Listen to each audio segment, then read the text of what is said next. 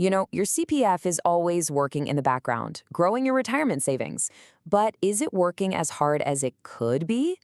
It turns out there are two incredibly simple timing rules that can make a real difference to your interest. So let's dive right in. So let me ask you this. Are you accidentally leaving free money on the table? Because it turns out that when you put money into or take money out of your CPF can seriously impact your interest earnings. It really is all about timing. And the best part? This isn't complicated at all. We're going to break it all down into two golden rules. Once you get these, you'll know exactly how to play the CPF game to your advantage. All right, let's get into it. Rule number one is what I like to call the monthly timing game. This is all about how interest is calculated month to month. And honestly, it's probably not how you think it works. Okay, so here is the absolute key. It all comes down to the lowest balance rule. Your CPF interest for any given month is based on the lowest balance your account had during that entire month.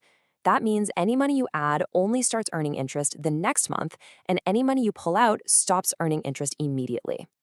Let's look at an example because this makes it super clear. Imagine you top up $5,000 sometime in April. Well, that money earns you zero interest for the month of April. It only starts working for you from May.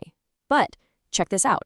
If you had put that same $5,000 in just one day earlier, on March 31st, boom, it's now earning interest for the entire month of April. You've just gained a whole month's worth of interest. And it works the exact same way for withdrawals, just in reverse. Say you need to take out $20,000. If you do it anytime in April, that money stops earning interest right away and your April interest is calculated on that new lower amount. But if you just wait and pull the money out on May 1st instead, well, you just earned a full month's interest on that higher amount for all of April. Simple, right? So the strategy for rule number one is crystal clear. If you're putting money in, do it at the very end of the month. If you're taking money out, just wait until the very beginning of the next one. It's a tiny shift that can really add up over time. Okay, so we've got the monthly game down pat. Now let's zoom out and look at the bigger picture.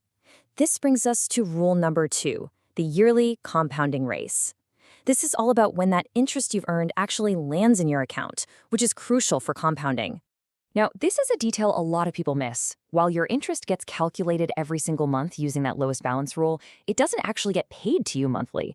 There's no month-to-month compounding. Instead, it all gets bundled up and credited to your account just once a year. You can see the whole journey here. The system is calculating your interest in January, then again in February, and all the way through the year. Then, at the end of December, that whole pile of interest gets deposited into your account in one big lump sum. So what does that mean for our strategy? It's simple. To get the biggest compounding effect, you want your money working for you for the longest possible time.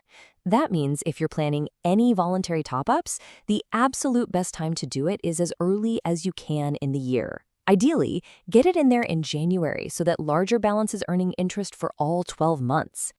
And speaking of timing, there's a really specific reason we should be thinking about all this right now, especially as we look towards 2026.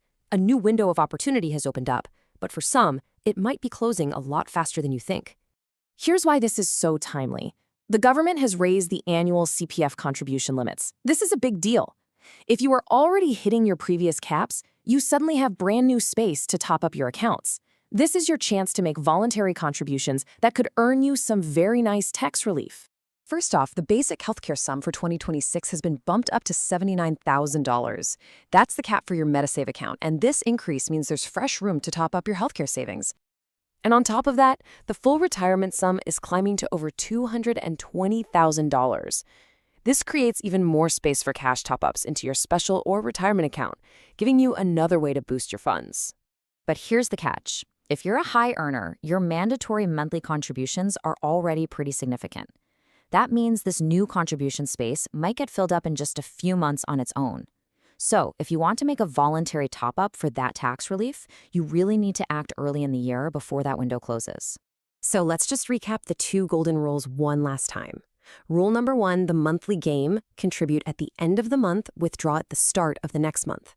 And rule number two, the yearly race. Top up as early as you possibly can in January to maximize that compounding. So there you have it. Your CPF is already a powerful tool for your future. But with these two simple rules, you can make sure it's working as hard as it possibly can. The only question left is, Are you letting it?